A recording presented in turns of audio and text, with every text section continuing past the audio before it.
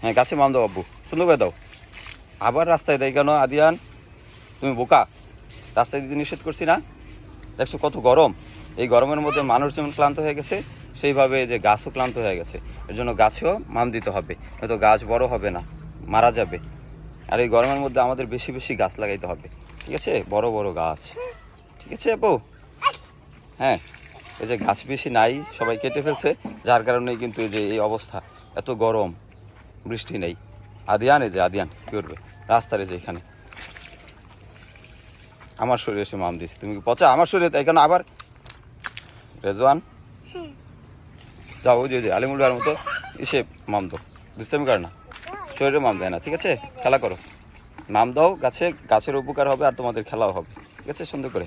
আর যে গরম পড়ছে তোমাদের শরীরে পানি লাগানো দরকার, মাম দিয়ে খেলা করো, সমস্যা নেই, ঠিক আছে বাবারা? আজ্ঞা নেই, খেলা করো সুন্দর করে, ঠিক আছে? ওকে, আমাকে তাতে দেও, তাতে দেও, টাটা, ওকে, বাই বাই, আল্লাহ হাফিজ, খেলা করো।